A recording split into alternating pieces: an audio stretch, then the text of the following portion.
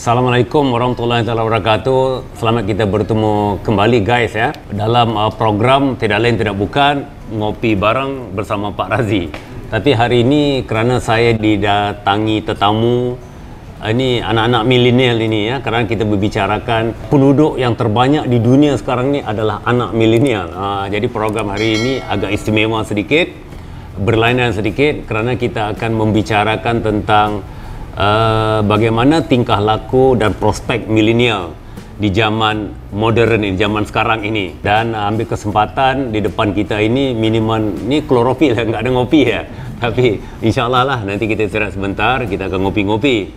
Tapi sebelum itu, hari ini saya merasakan bahawa saya akan banyak berbicara terhadap soalan-soalan yang mereka kemukakan kepada saya, kerana maklumlah kerana saya ni diibaratkan usia yang sudah bapa kepada milenial lah ya, bapa milenial. Jadi kadang-kala itu pun pusing kat kepala kita bagaimana cara untuk melayani orang-orang milenial ini ya, kerana mereka ini adalah satu generasi yang amat penting yang untuk menunjukkan di mana hala tuju tiap-tiap negara itu berdasarkan kepada potensi milenial zaman sekarang ni. So apa khabar semua? Baik. Luar biasa. Ini semangat mereka ni, semangat milenial ini. Semangat Terus ya. Jadi Bapak, kebetulan teman-teman ini ya, adik-adik mahasiswa ini mereka terlibat dalam program Digipreneur, Pak. Oh, Digipreneur. Digipreneur yang digalakan oleh Akademi Inspirasi. Iya. Ya, dan mereka pengen banyak yang mereka pengen tanyakan kepada Bapak sebagai orang yang sangat berpengalaman di dunia bisnis. Nah, oh gitu ya. Untuk arah buat mereka ini masih muda, masih darah masih panas gitu Pak ya, biar lebih termasuk kita kan. biar lebih terarah gitu loh Pak. Oh, biar gitu lebih mantap, mereka pengen lebih mantap gitu loh Pak. Oh gitu ya. Seperti itu. Tapi sebelum lanjut Pak, saya mau bilang guys, jangan lupa kasih like ya, like, komen, share, subscribe. Nah, jangan lupa guys, gayanya milenial dong. Like, komen, share, subscribe. Gitu loh. Oke, kita viral lah program ngopi bareng bersama Pak Razi ini. Kenapa kita memilih topik ini? Kerana mengharapkan kepada sesiapa yang mengikuti program ini kita santai-santai. Ya. Seringkali saya bicarakan dunia ini sudahlah panas ya. Jadi kenapa kita harus panaskan lagi diri kita? Jadi kita dinginkan supaya kita bisa membicarakan satu topik itu dengan lebih santai. Kurang lebih begitulah ya. Saya kalau cerita tentang anak muda ini, saya ingin memberi nasihat kepada mereka. Kalian tahu nggak bagaimana pengorbanan orang tua terhadap kalian selama ini? Saya mau tanya, ini siapa nama ni yang badan sehat ini? Barin ya? Barin ini ya.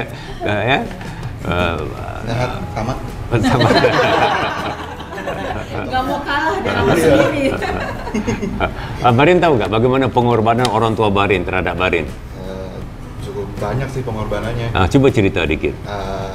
Ya sekarang dulu ayah kerja salah satu di perusahaan maskapai nasional di Indonesia itu dari sudah hampir 32 tahun ya, sekitar segitu.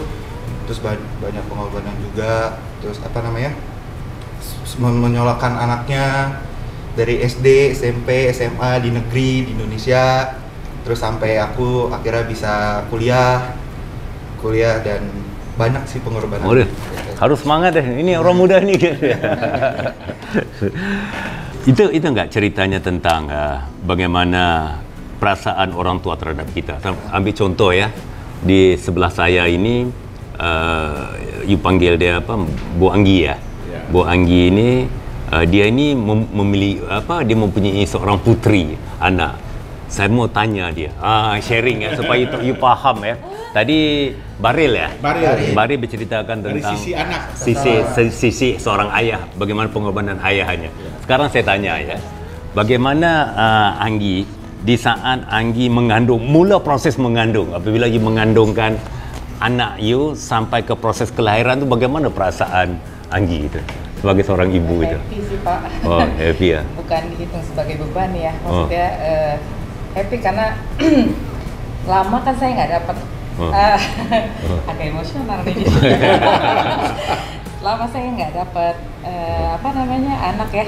Jadi butuh usaha yang kuat untuk dapat putri lah Pak. Ya. Jadi kalau dapat ya happy banget. Jadi nggak dianggap itu satu beban gitu. Waktu di saat melahirkan itu, kesakitan itu bagaimana rasanya? Ya sakit sih Pak, tapi dibandingkan dengan apa yang kita dapat tuh nggak sebanding. Oh gitu dah ya. Jadi intinya kalau kita suruh Bu Anggi ini meneruskan, nanti air matanya sudah keluar. Sekarang sudah mulai bergenang kan. Sebenarnya apa yang beliau coba sampaikan ini adalah perasaan seorang ibu. Saya ceritakan tentang pengalaman bagaimana perasaan seorang ibu dan ayah terhadap kalian ini ya. Di saat ibu itu mengandungkan kalian, betapa senangnya kedua orang tua itu. Mereka bangga, nanti mereka akan usap-usap perutnya dan mereka akan bercerita dengan teman-teman bahawa aku sekarang sudah mengandung. Benar nggak Anggi kan? Ini dia kan cerita begitu kan. Dan di saat dia melahirkan seorang anak itu, seorang guru saya pernah mengatakan kesakitannya itu seumpama sakit itu dia ada beberapa sakit yang benar-benar sakit. Salah satunya adalah selain pada sakaratul maut. Itu sakit banget. Dan satu lagi adalah di saat melahirkan seorang anak itu. Kadang-kadang kita melihat ya dalam cesarean itu dia di saat melahirkan tidak sakit, tetapi sakit itu akan datang setelah itu. Jadi tetap sakit yang amat sakit ya. Kemudian bagaimana di saat baru lahir itu, coba you lihat seorang anak, you coba gendong anak itu, anak kecil. Siapa nama cewek ini? Bella Pak. Bella juga ya. Ini Baril, ini Bella ya. Bella, coba gendong. Berapa lama Bella akan tahan menggendong anak kecil itu? Agak capek ya Pak. Agak capek, agak itu. Ya, dan kadang-kala bila anak tu nangis-nangis, kita dah mula rasa resah, kita mau bagasi orang dan sebagainya. Tetapi seorang ibu, dia akan tahan gitu ya. Pada dia tangisan anak itu sebagai satu hiburan buat dia, sebagai satu perkara yang akan membuat dia sedaya upaya akan cuba menghiburkan anak itu. Dan kalau anak itu sakit, ibu tu kadang-kadang sampai nggak bisa makan dia. Ya. Kadang-kala ibu itu terlupa kepada suaminya kan, memikirkan tentang anaknya itu ya. Sampai begitu. Ini terjadinya begitu. Jadi intinya adalah sesuatu efek yang kalian dapat. Katakanlah satu efek yang negatif lah, yang sedih. Ya, kalian punya sedih itu mungkin 70%. Tapi ibu punya kesedihan itu lebih daripada 70%. Kadang sampai 90%. Saya nggak berani ngomong tentang 100% lah. Dan banyak pengorbanan seorang ibu itu, yang bapa ini dia akan memberi satu dorongan, dia akan berkongsi emosi dan sebagainya. Tetapi seorang ayah itu dia akan merasa kesakitan dan sudut emosi. Tetapi kesakitan itu sebenarnya lebih dirasai oleh seorang ibu itu. Sebab itu dalam agama mengatakan bahawa syurga seorang anak itu di bawah telapak kaki seorang ibu. Kerana terlalu banyak pengorbanan ibu yang diberikan kepada seorang anak itu ya. Cuba ambil satu contoh lah ya. Selama 3 bulan anak itu ditinggalkan bersama dengan ayah. Yang dia akan biarkan anaknya main kerana dia enggak mau merepotkan keadaan. Tapi udah stop. Kalau mau enggak boleh. Dia bisa kalau kita biarkan supaya dia enggak mengganggu kita. Benar kan? Ini perbedaannya. Jadi banyak pengorbanan itu. Jadi saya mau tanya kalian, ada enggak pernah terfikir dalam benak hati kalian itu ingin membalas jasa kedua orang tua? Ada. Terfikir banget ya. Tahu nggak? You bagi wang sebagaimana banyak sekalipun, bagi dia 1M, 2M, 3M dan sebagainya, tidak akan terbalas jasa kedua orang tua itu. Karena jasa mereka itu dikumpulkan, segala belian, harta dan sebagainya tidak akan sama dengan pengorbanan mereka terhadap kita itu tadi. Nah, ini intinya begitu. Jadi bagaimana caranya untuk kita membalas jasa mereka adalah kita harus menjadikan diri kita sebagai anak yang baik, anak yang dibanggakan, menjaga nama baik mereka, jangan buat mereka bersedih lagi. Ini satu cara lah. buat mereka happy. Itu satu cara untuk membalas jasa itu tadi. Kenapa saya kaitkan perkara ini? Seringkali saya katakan begini ya. Ini masih magang ya, baru lepas kuliah ya. Ya, Pak. Ya. Pengorbanan seorang ayah, kita cerita pengorbanan seorang ayah pula ya. Dia mencari wang, sebegitu banyak mencari wang. Kadang-kadang sampai dia terpaksa meminjam kerana dia tidak mempunyai wang yang cukup untuk memenuhi kebutuhan seorang anak itu, pendidikan anak itu ya, sampai ke universitas dan sebagainya. Benar kan? Ya. Jadi dia korbankan segala-galanya, ya. Benar kan? Jadi, tapi kita sebagai seorang anak ni, kita tidak merasakan pengorbanan itu. Yang paling penting adalah kita merasa itu tanggungjawab mereka, ya. Tanggungjawab mereka. Dan kalau boleh kita minta lebih lagi. Ya, sebagai satu contoh, kalau kita lihat sepatu kita ni lebih jelek daripada sepatu teman kita, kita akan pressure orang tua kita supaya ganti sepatu. Orang kadang-kadang tanpa kita sedar, tapi dia tak cerita dengan kita, dipinjam wang daripada orang lain kan, untuk memenuhi keperluan kita kan. Kemudian kita masuk sekolah, dan apabila kita masuk universitas, tamat pendidikan, kemudian kita mendapat satu skor yang bagus yang pernah saya ceritakan sebelum inilah ya. Kemudian apakah ini akan membuat mereka merasakan mereka sudah lepas tanggungjawab mereka? Tidak. Ya, mereka sebenarnya masih bimbang selagi kita masih belum dapat satu karir yang kita bisa settle down. Sebab itu yang saya berbicara sebelum ini bahawa kalau di zaman saya sering mengatakan bahawa di zaman saya ataupun di zaman uncle-uncle inilah, dengan segulung ijazah yang kita dapat itu, insya-Allah kita bisa mendapat pekerjaan sebagai pegawai negeri, kerja di swasta dan sebagainya. Tetapi zaman sekarang ni adalah amat sulit untuk kita mendapat pekerjaan itu. Bukan kerana orang tidak mengakui kebolehan kita, tetapi lowongan pekerjaan itu terlalu sedikit dibandingkan dengan jumlah penduduk itu. Kalau di zaman saya, lowongan itu masih agak banyak, jumlahnya tidak banyak. Ya, dan kemudian pula di zaman saya nggak ada robot, nggak ada komputer, jadi semua pekerjaan dibuat oleh manusia. Tapi zaman sekarang ini banyak pekerjaan telah diambil alih oleh robot itu, diambil alih itu ini, komputer, internet modern dan sebagainya, sehingga kan bahawa manusia ini sudah kekurangan potensi pekerjaan. Ini nasihat sebagai orang tua lah. Jadi kalau kita mau menciptakan satu karir, kita adalah orang yang harus mengendalikan robot itu. Kalau kita bicara tentang robot itu kayak macam sistem online, kita yang harus kendalikan sistem itu, baru kita akan bisa memenuhi mendapatkan satu karir yang sesuai dengan zaman ini. Kalau kita masih nunggu-nunggu kapan pekerjaan akan melamar aku, ya Allah ya Rabbi, kayak macam kita seorang lelaki mengharapkan cewek melamar dia lah, nggak akan ketemu lah.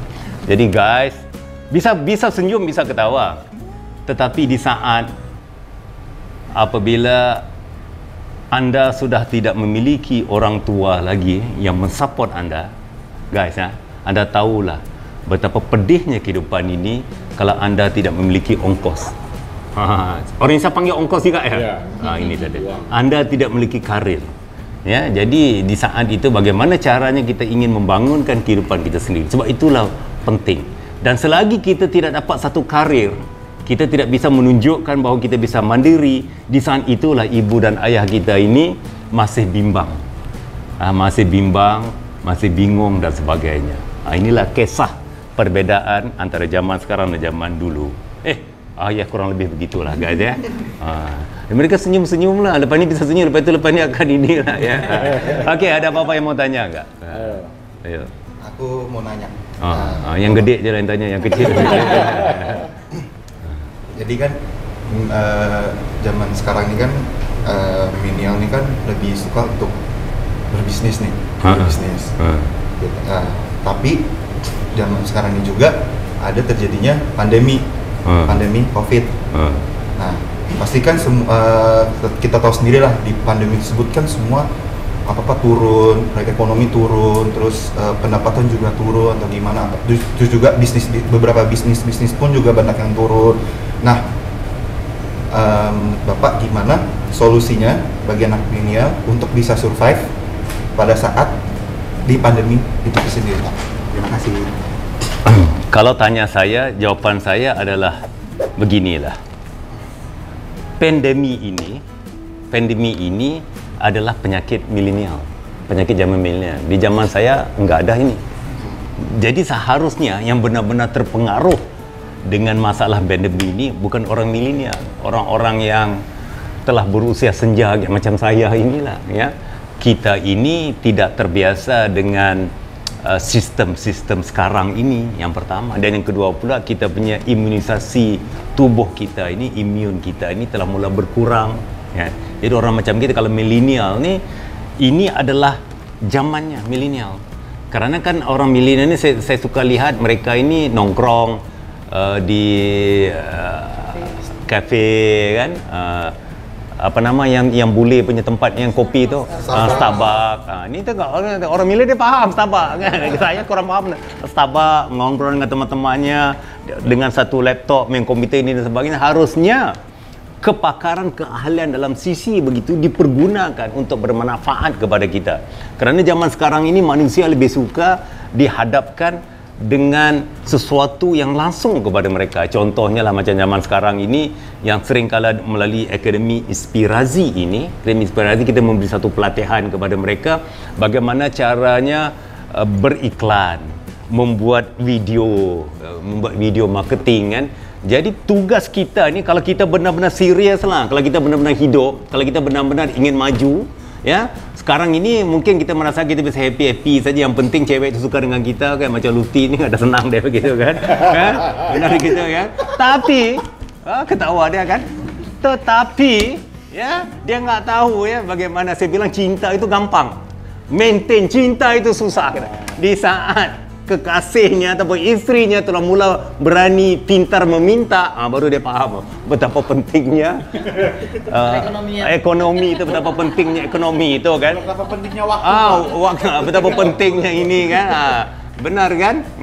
Sebelum nikah itu memang benar, isteri tu ngomong, aku siap enggak kasih itu, enggak kasih ini, yang penting aku dapat bersamamu wahai cintaku, kata. Itu ya, itu belum. Kalau sudah itu, wah lihat nanti kan, makan batu, enggak kan? Ya, benar kan? Jadi gunakan ini, keahlian ini. Macam kita dalam pelatihan kita tunjukkan bagaimana caranya.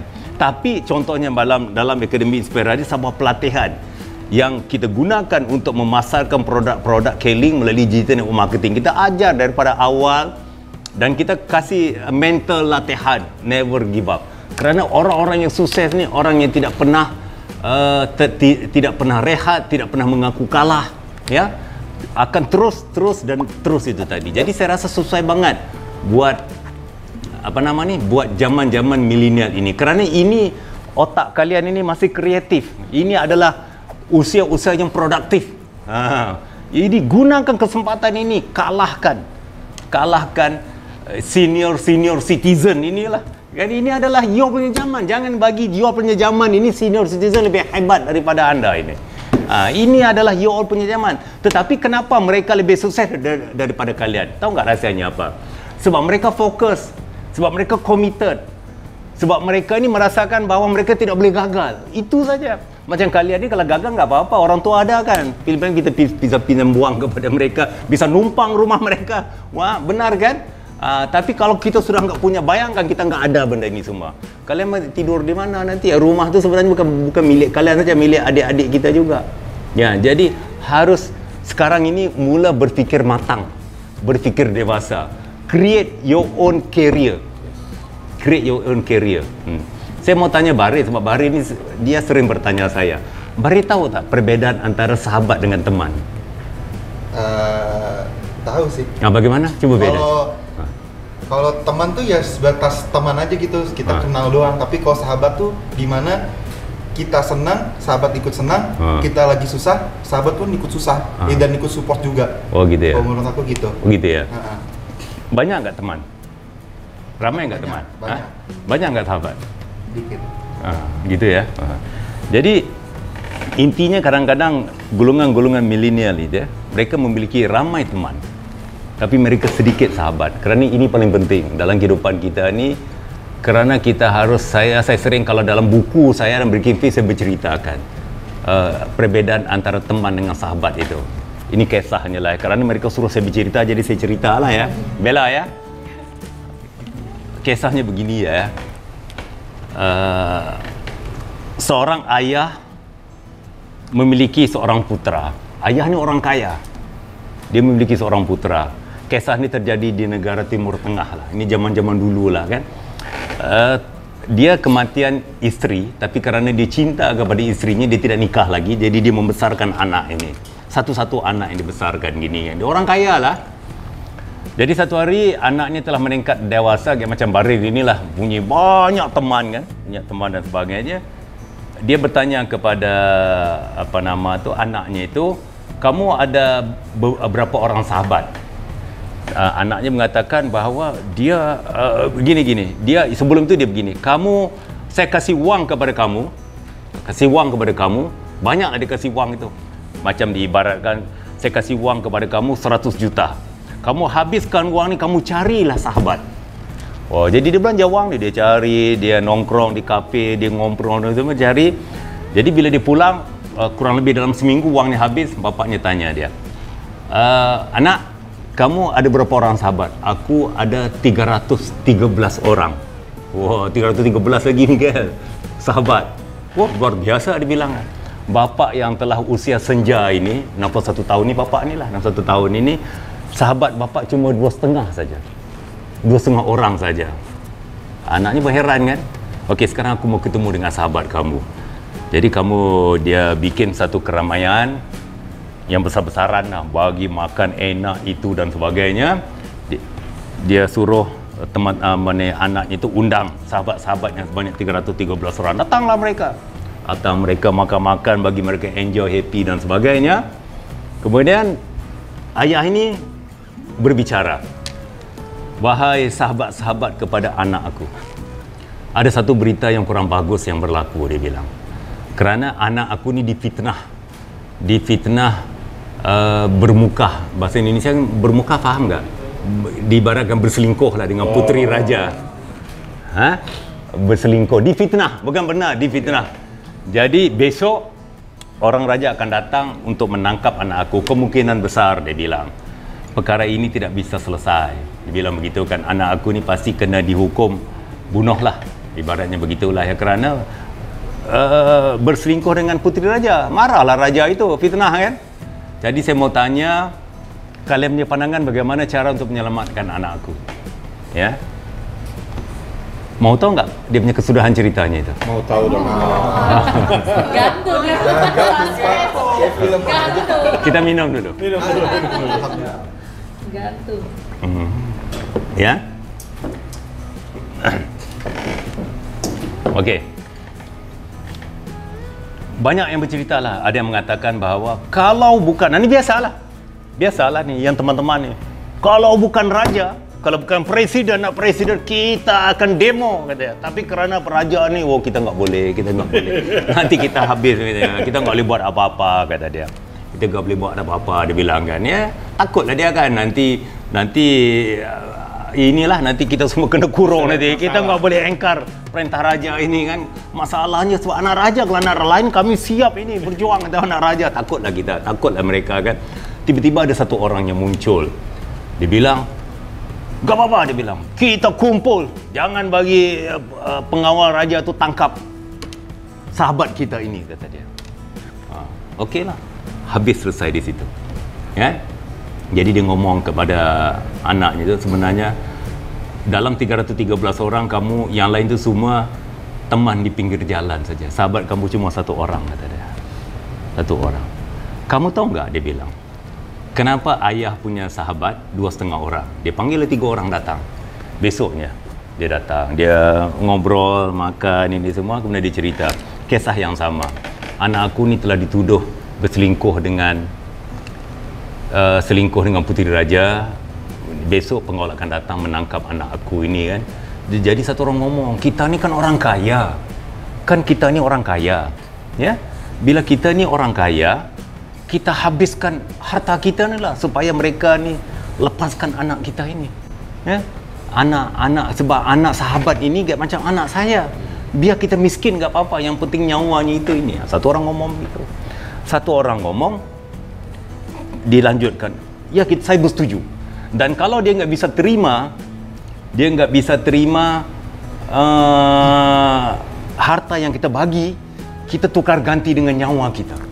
Nah, kerana anak kita ni kan sudah tua, kita hidup pun percuma sajalah. Anak kita ini, anak sahabat ini mempunyai waktu yang paling banyak lagi. Ya. Yang ketiga berbicara bahawa kalau nyawa tu berlebihan lah, harta lah, tapi kalau mereka nggak terima juga, apa kita boleh buat? Pulang, dia panggil anaknya. Kamu lihat, sahabat aku, ya, satu orang siap berkorban harta, satu orang harta dan nyawa, satu orang semata-mata harta saja. Sebab itu sahabatku dua setengah ada. Jadi guys, anak-anak semua, kita bisa banyak teman, tetapi di saat kita memiliki seorang sahabat yang siap, macam Baril ngomong, sakit kita adalah sakit dia, sedih kita keluar air mata dia dan sebagainya, jagalah sahabat itu. Kerana ini adalah aset kita dunia dan akhirat nanti yang paling penting. Ini nasihat saya lah ya, jangan huha kan. Di saat kita mundur, dia akan memberi satu dorongan kepada kita, sebab potensi seorang milenial ini dalam zaman sekarang ini besar sekali untuk sukses, besar sekali. Kerana zaman sekarang ini kesempatan dan peluang tu banyak sekali. Diibaratkan kalau kita menceritakan tentang mencari wang tu gampang banget, gampang. Tetapi harus memiliki satu kreativiti yang kuat dan semangat yang kuat. Itu yang paling penting. Sebab baru-baru ini kita ketemu dengan seorang jago ya, bagaimana dia menceritakan bahawa untuk give up itu normal bagi seorang manusia. Untuk kita melakukan satu gagal nanti, dan kita merasakan bahawa kita tidak berpotensi, tidak bersukses, itu normal dalam kehidupan ini. Tapi yang membedakan seorang pecundang dengan seorang juara ni tadi, manusia yang biasa-biasa dengan manusia luar biasa ni adalah dia never give up. InsyaAllah, sebab rezeki manusia itu memang banyak sekali. Memang telah Tuhan persiapkan banyak sekali, tetapi kita harus meyakininya, Bella. Kita harus meyakininya, berusaha, dan insya-Allah dia akan mendekati kita, ya, insya-Allah. Tapi never give up lah, harus serius lah, ya. Jangan serius ketemu pacar esok lupa benda ini kan. Jangan, kita harus serius. Kerana the future, saya sering mengatakan bahawa the future adalah milik anda semua, ya. Macam saya katakan bahawa sebelum ini saya mengatakan bahawa mengenal tahu siapa Baril yang sebenarnya itu enggak penting. Baril adalah Baril dengan badannya begini. Ini Baril lah kan. Sambil Baril sama nama dia? Fali. Fali itu enggak penting. Tetapi yang penting adalah besoknya Fali bagaimana. Apakah pengusaha sukses ataupun orang-orang yang main muzik di jalanan itu pengamen. Bukan, itu yang paling penting. Besok itu yang paling penting. Itulah kurang lebihnya. Ataupun kita istirahat sebentar, ya, istirahat sebentar, kerana kita ada beberapa program ya yang sebelum ini yang pernah kita lakukan. Semoga program ini bisa memberikan satu semangat, motivasi, kenangan, emosi kepada kita semua. Kerana niat niat saya sebenarnya di dalam Keling ini bukan semata-mata berbisnes. Diibaratkan niat saya dari lubuk hati kecil saya yang dalam ini, saya ingin Keling ini saya bangunkan menjadi sebuah rumah yang benar-benar besar dengan lahan yang besar, dan bisa orang yang benar-benar ikhlas dalam kehidupan, yang ingin maju, mereka bisa datang menumpang di rumah ini, dan mereka akan merasakan bahawa rumah besar ini adalah milik mereka bersama. Ibaratkan rumah ini menjadi mereka yang percaya kepada mimpi, mereka yang percaya kepada impian, dan mereka percaya pada masa depan. Ini yang sedang kita bangunkan. Walaupun ini satu impian yang terlalu besar, tapi insya-Allah pada saat ini tidak mustahil kita lakukan. Dan sebab itulah kenapa di Keling ini kita menjadikan tagline solusi hidup ni itu penting. Kerana ini niat kita adalah semoga insya-Allah kita akan memberi pelatihan kepada orang yang benar-benar serius, orang yang never give up, orang yang sayang kepada kedua orang tua dia, kepada diri dia, kepada masa depan, kepada masyarakat. Inilah rumah mereka ini. Keling, rumah idamanku. Okey guys, ya. Kita istirahat sebentar sambil kita menikmati juadah minuman ini dan kita nonton kenangan-kenangan silam yang berlaku di Keling sebelum ini.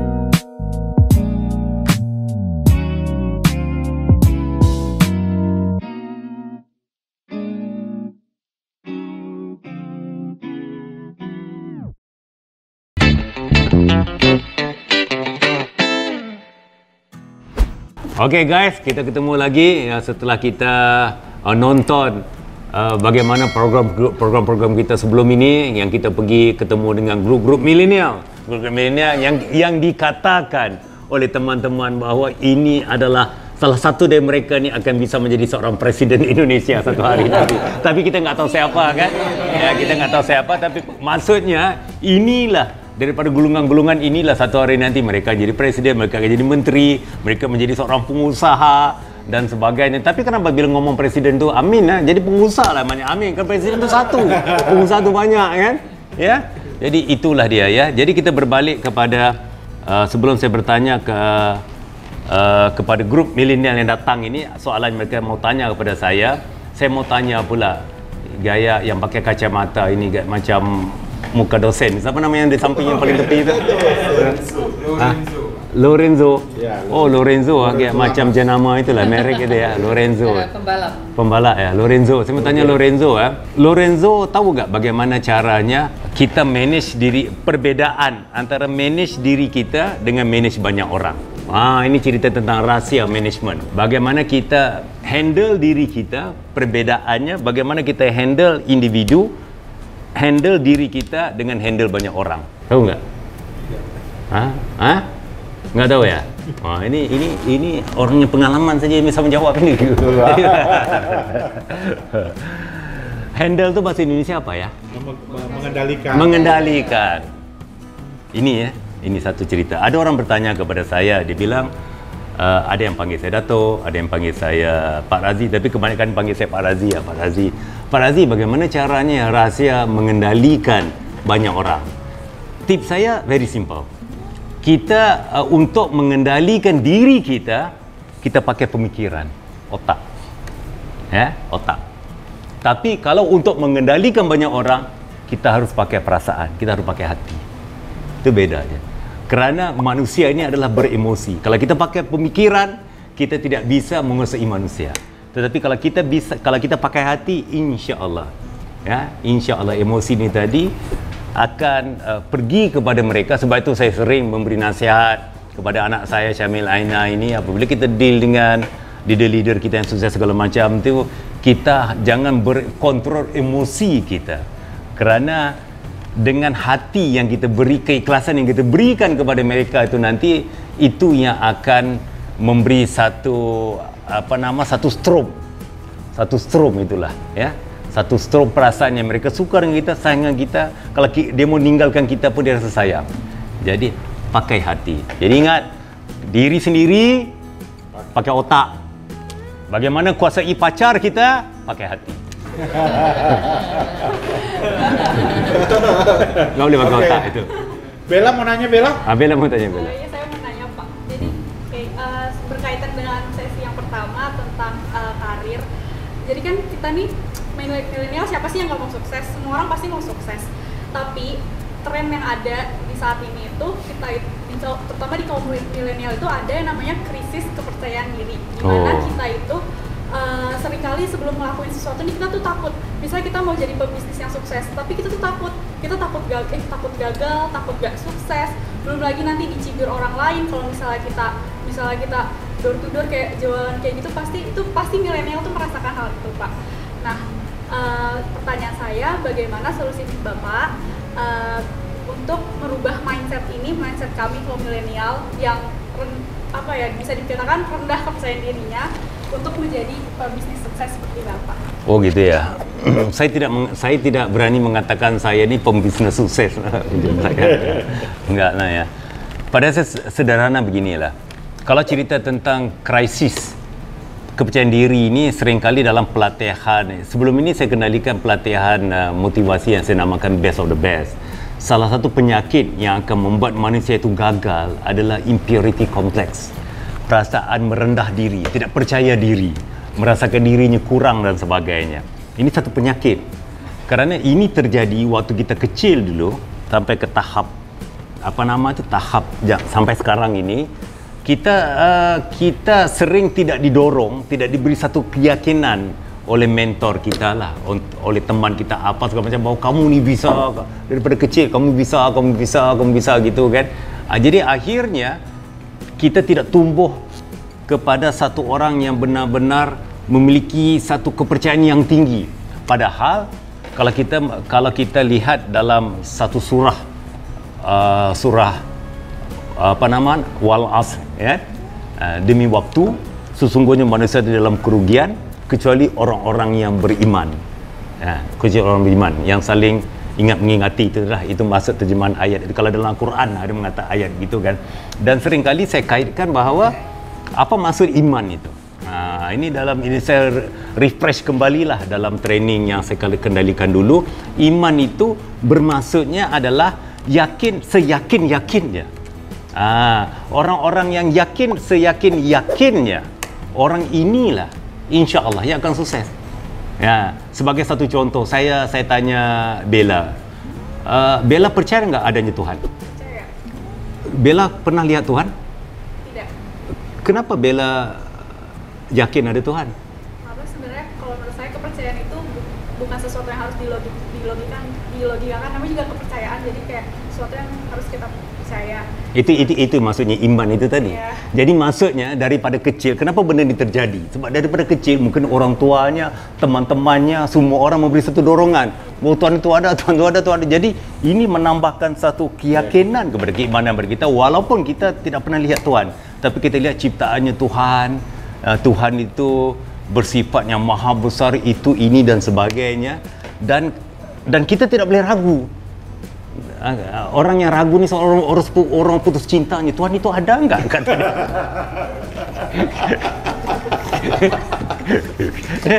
Benar kan? Ya, Tuhan ini ada enggak katanya? Orang putus cinta ini orang nggak bisa dimotivasi. Benar kan? Jadi orang ini adalah satu asas utama keimanan. Maksud iman itu apa tadi? Yakin seyakin-yakinnya. Sebab itu saya bicarakan begini, Bella. Saya bicara kepada Bella.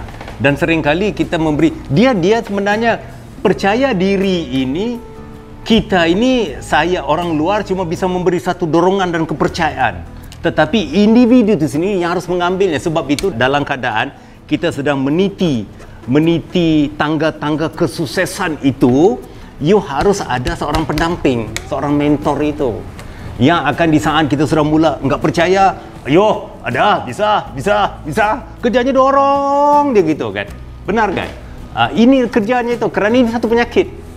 Jadi penyakit itu harus didorong oleh doktornya itu. Doktornya sentiasa bersama dengan dia. Sebab itu ini satu kelebihan yang berada di dalam Keling ini tadi. Anda dikelilingi oleh orang-orang yang membantu Anda untuk sukses. Daripada manajemen, daripada upline, daripada sahabat, teman dan sebagainya, dorong ini. Jadi akhirnya kita sampailah tempat itu. Sebab itu saya sering mengatakan kepada mereka ni yang telah sukses, jangan sombong, jangan benar-benar mengatakan aku hebat, aku sukses. Tidak, kerana mereka ini sukses, kerana orang di sekeliling mereka itu hebat, yang dorong mereka itu. Ini sebenarnya hukum alam. Satu lagi saya buat satu kisah ya Lufti ya. Kerana saya pun boleh bercerita dengan mereka ni lebih dikit sebab mereka bukan peserta Best of the Best. Belum pernah kan. Jadi saya cerita ya. Di saat you lahir, apakah you terus merangkak? Berbaring kan? Berbaring kan? Kita ngomong baring lah. Baring lah ya. Bagaimana caranya you bisa merangkak? You rasa-rasa bisa terbayang nggak berapa kali mencoba untuk berbalik diri itu? Bisa bayangkan berapa kali? Banyak, ratusan kali. Dan tiap kali pasti sesuatu tu sakit. Sakit kita mau buat satu benda itu, tetapi kenapa you bisa? Karena terus mencoba itu tadi kan. Ini lumrah manusia. Daripada kita kemudian kita bisa merangkak, kita bisa bangun, kita berjalan, berapa kali kita jatuh. Apakah dengan jatuh itu membuat kita tidak mau berjalan lagi? Tidak kan? Kenapa? Kerana kita pingin jalan bagaimana orang lain. Dan kesakit, paling-paling kita sakit, kita nangis. Tapi dengan kesakitan, tangisan itu tidak membuat kita berhenti. Ya, kita bisa berlari. Jadi waktu kita kecil dulu, kita kuat hebat kan? Kita sebagai seorang juara. Tapi kenapa di zaman kita sudah badan gede kayak macam barir gini kan? Ya, sedikit nampak bayangan tu, oh takut aku hantu kan. Kenapa kan? Harusnya bila dah besar itu kita lebih kuat, lebih berani, lebih yakin lagi. Kerana sebabnya kalau saya juga mengalami perkara ini. Sebab itu yang guru saya pernah mengatakan bahawa membawa kisah-kisah ini termasuk dalam Quran juga. Dia mengupaskan tentang banyak ayat-ayat yang kita dilahirkan sebagai pemimpin, khalifah. Kita sudah dilahirkan dengan kejadian yang indah, kita makhluk yang paling Tuhan sayang. Jadi maksudnya adalah kita ni sebenarnya didampingi oleh banyak sumber-sumber yang akan membantu kita. Yang kita butuhkan adalah never give up, yakin dan yakin. Itu yang kita bicarakan tentang iman tadi. Iman itu maksud, ingat sekali lagi, maksud iman itu adalah yakin seyakinnya sesuatu perkara yang belum pernah terjadi ataupun tapi kita meyakininya dia akan terjadi. Itu yakin itu. Contohnya perkara yang telah berlaku ataupun yang sedang berlaku atau akan berlaku, bahawa kita meyakininya. Tapi kerana kita ni orang agama, orang Islam juga, tapi kita tambah dikit lagi lah, lillahi ta'ala tadi, yakin kepada Allah tu tadilah kan. Tapi Tuhan dah bagi tahu syaratnya adalah yakin kun fayakun. Air ini yakin bisa menyembuhkan. Alhamdulillah, bismillahirrahmanirrahim. Hilang dah kan? Benar kan? Ya? Yakin. Cuba kita mikirkan kan, ini racun tak? Ada. Ya boleh lah gitu ya. Itu adalah, sebab itu saya bicarakan penyakit itu memang kalau bicara tentang apa yang Bila bicarakan tadi, penyakit itu harus didampingi oleh seorang doktor. Doktor itu adalah macam saya bicara tadilah ya, sahabat, coach, mentor dan sebagainya. Dan Bella beruntung berada di dalam kelompok ini kerana mereka ni akan terus mendorong. Sebab itu orang berbicara tentang satu kelebihan teamwork itu. Ingat ya, ini satu tim kan? Ya, tim kan? Apa kelebihan teamwork itu? Kelebihan teamwork itu, ada satu kelebihan teamwork itu ya, adalah anda didampingi oleh orang yang siap membantu anda. This is teamwork. Kalau kita individu, siapa yang bantu kita? Diri kita. Sekarang anda, yang ini mungkin anda tidak bisa, tetapi teman-teman dalam tim ini akan membantu untuk menjadi bisa itu tadi. This is the beauty of teamwork. Ingat kata-kata saya kemarin, satu orang dalam talk kemarin ya, satu orang bisa memenangi pertandingan, tapi tim bisa memenangi kejuaraan. Ya? Jadi you punya tim ini, this team, you bisa memenangi kejuaraan, the championship. Ya? One person can win a game, but a team can win a championship. Wah, bahasa Jawanya itu.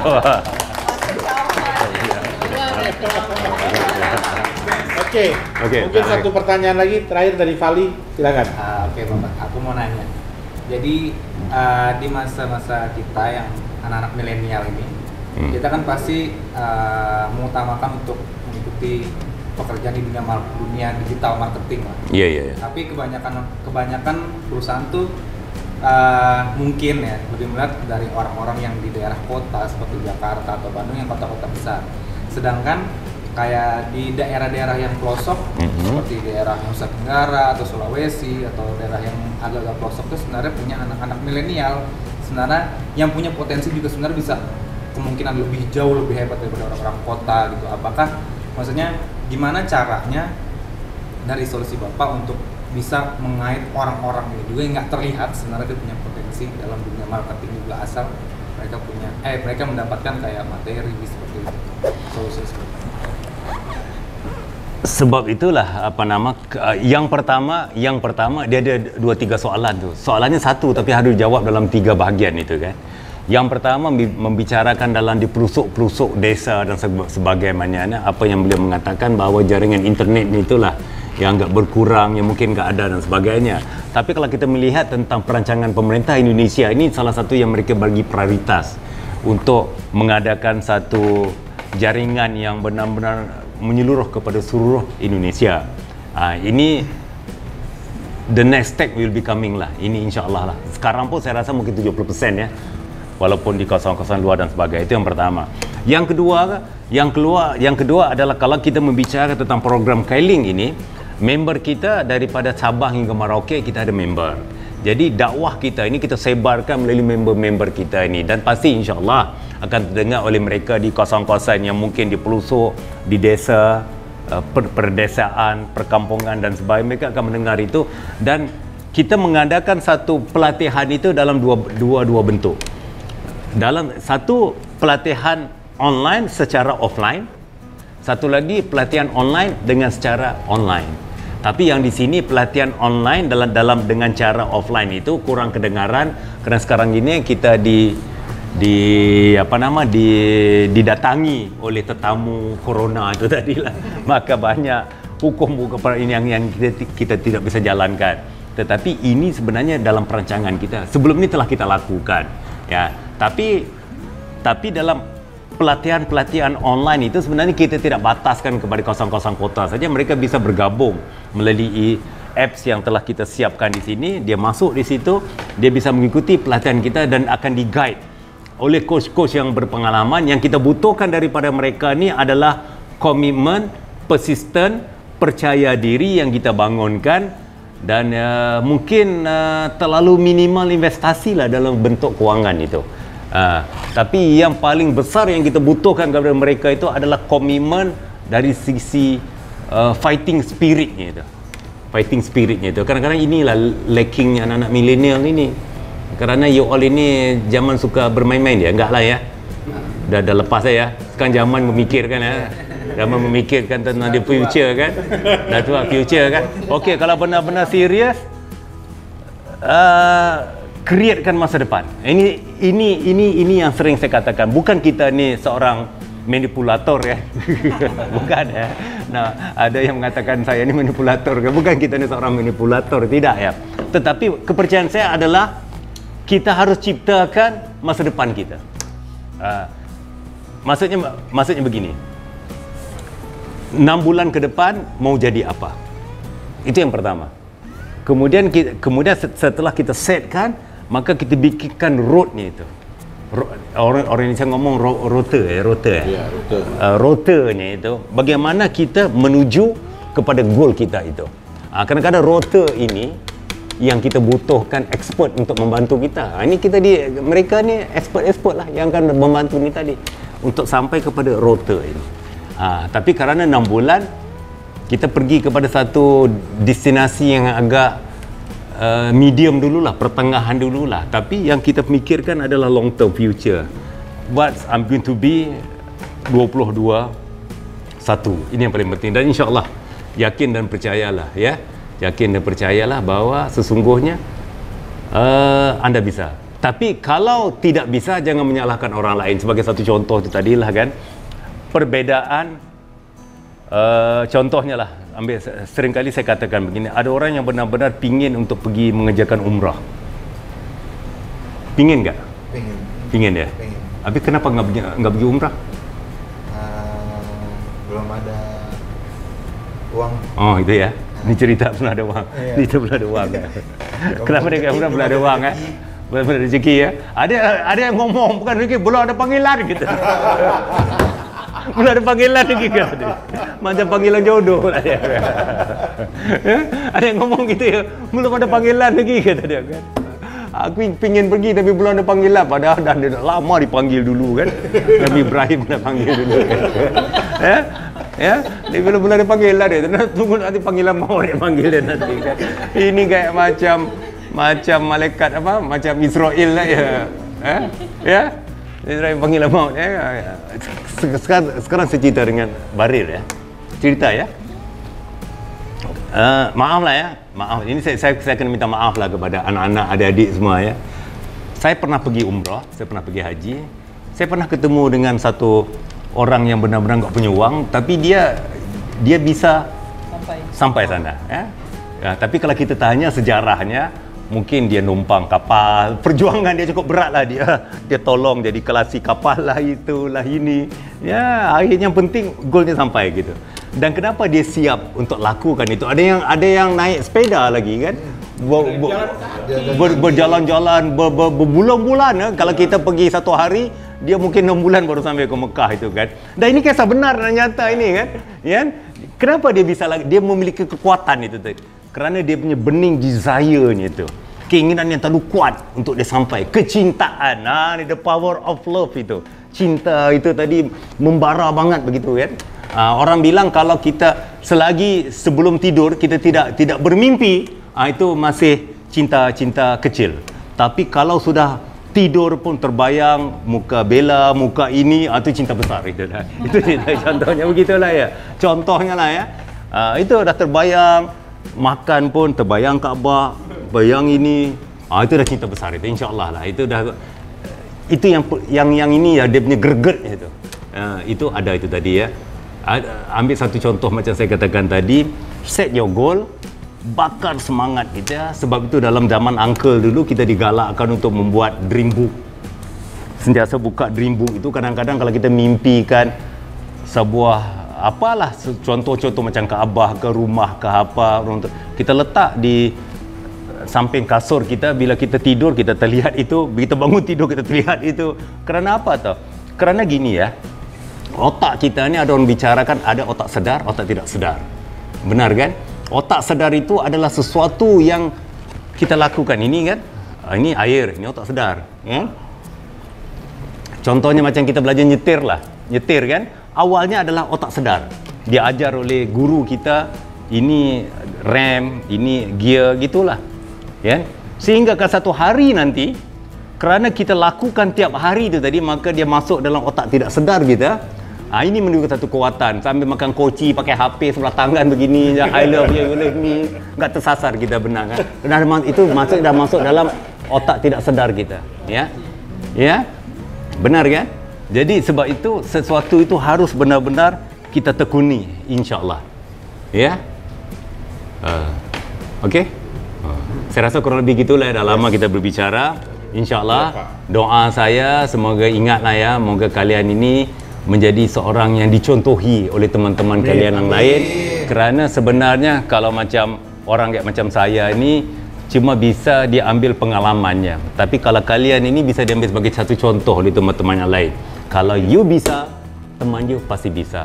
Ingat kata-kata saya, sesudah ingat kata-kata saya, ingat ya. Ya. Waktu di kuliah untuk you lulus peperiksaan harus menggunakan otak. Benar kan? Tapi bila di luar, banyak gunakanlah perasaan, banyak gunakanlah hati. Insya Allah. Hati jarang salah. Kalau berlaku satu pertikaian antara hati dan otak, otak mengatakan begini, tapi hati mengatakan mungkin tidak ya. Ikutlah suara hati, insya Allah. Suara hati seringnya benar. Guys, oke guys, itu kata-kata terakhir saya untuk kali ini. Kita akan ketemu di minggu berikutnya. Salam sayang saya kepada anda semua. Ingat ya, zaman pandemi ini, stay healthy, ya, stay happy, dan semoga kita sehat semua. Oke, bye. Sekali lagi guys, jangan lupa like, comment, share, subscribe. Inspire.